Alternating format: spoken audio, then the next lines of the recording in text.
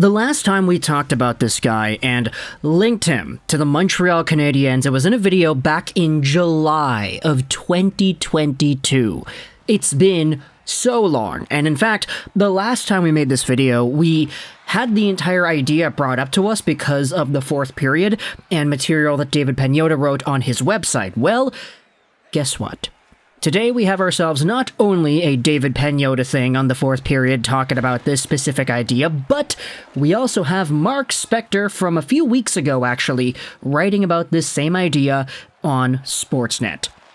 So, without further ado, let's head over to the Edmonton Oilers and talk about a guy that was supposed to be the Curry to McDavid's Gretzky, a lottery win even though the Oilers dropped out of the top three back in 2016. A guy who has been so polarizing as a Bison loved by fans, but an inconsistent two-way forward who does not score all too much, thus tarnishing his reputation in the media amongst the fans as well. Let's talk today about the Bison himself, Jesse Puljujarvi, and whether or not he could get traded to the Montreal Canadiens. Now, normally with these types of videos with multiple sources on things, we go in chronological order. We talk about what was talked about first, but because this is actually formatted in such a way where it's actually a little bit easier to do it backwards, we're going over onto the fourth period's Trade Watch List 2023 Top 30.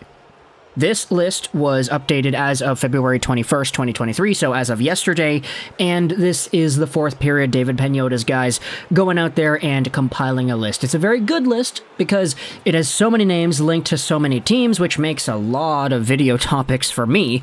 Have you seen the movie Hellraiser 2, Hellbound? It's kind of like the endless labyrinth that exists in the depths of hell, wherein there are just so many combinations of things that you can talk about that it kind of is a gift for me in this trade deadline period, and it makes my job a lot easier in finding video topics. But either way, if you go over to Jesse Puljujarvi, listed as the 16th overall player on this list, the Oilers want to move on from Puljujarvi and his $3 million cap hit. That's no secret. But where he ends up at this point is still anybody's guess.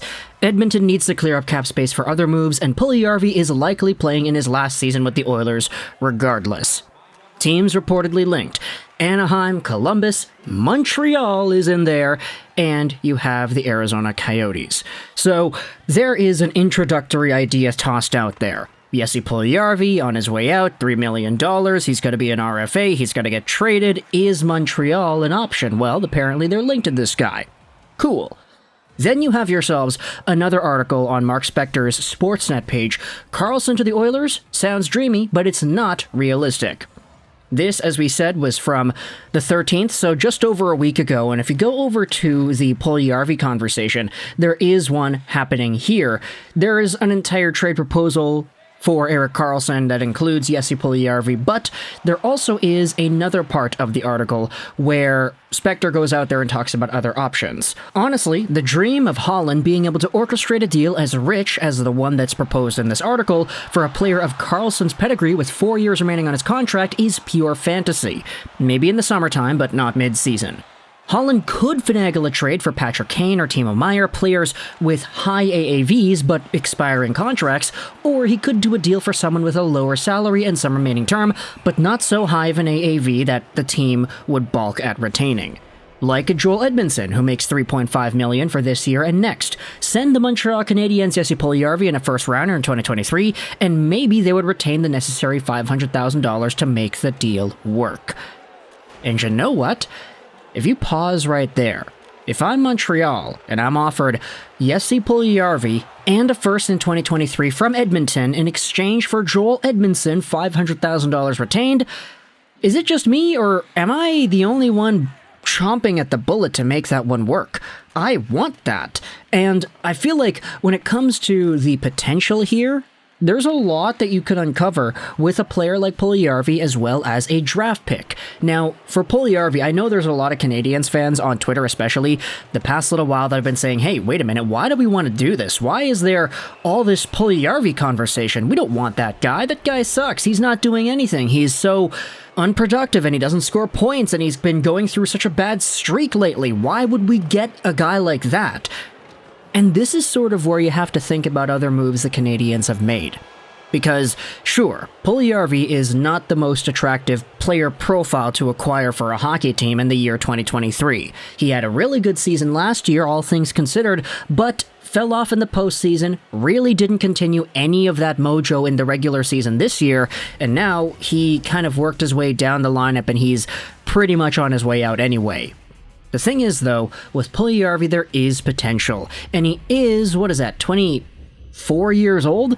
There is still a timeline here for a player like Puljujarvi to, at some capacity, in any shape or form, get himself back together. Last season's point production was good enough for, let's do the math right there, 36 points in 65 games played, multiplied out by 82. That's a 45-point pace.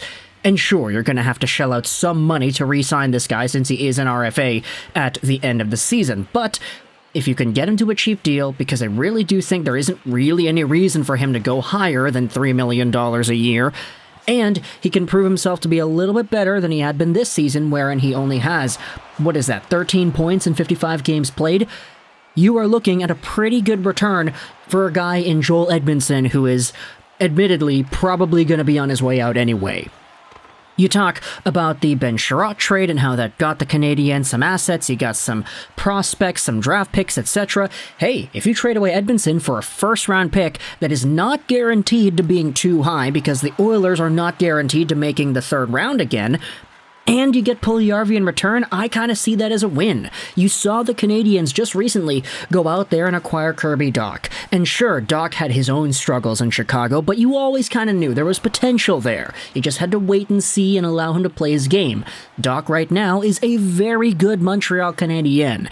And I don't want to go out there and make it seem like Puljujarvi would just be a cut-and-paste redemption story right away. You put him on Montreal, you give him time, and then all of a sudden, boom, he's a good player again. I don't want to make it seem like that's the case, but Marty St. Louis has been doing a very good job at just taking players that he has, working with their strengths, and expanding on those strengths. You see players like Caulfield going out there and shooting the puck a heck of a lot more than he did under Ducharme. You saw Kirby Dach be placed on the wing. His passing, playmaking is put on display right there. Younger talents on this team have been sort of prospering in a way that we haven't seen too much in the past under Marty St. Louis, and Puljujarvi, with all the turmoil he's experienced in his limited NHL career so far, I feel like it would be pretty fair to say that he sort of has more to gain if a coach like St. Louis got his shot at fixing this player.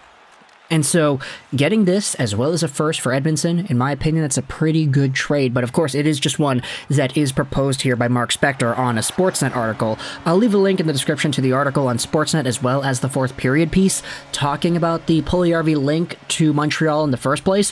But at the end of the day, I want you to tell me in the comments all your thoughts and opinions about this idea, how Puljujarvi, according to Pagnotta and the guys, is linked to Montreal.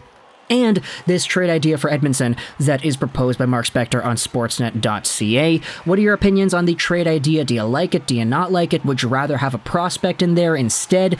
What names do you think should be tossed around in there if you are looking at prospects? Is it Xavier Bourgault? Is it Raphael Lavoie? I'm just naming the French-Canadian guys because of course I am.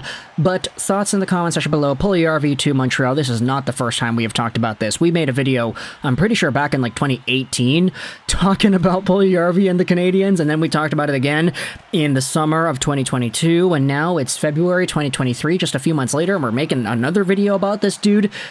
Let me know your thoughts in the comment section below. I hope you enjoyed this video. Juraj rolls 99, and bye.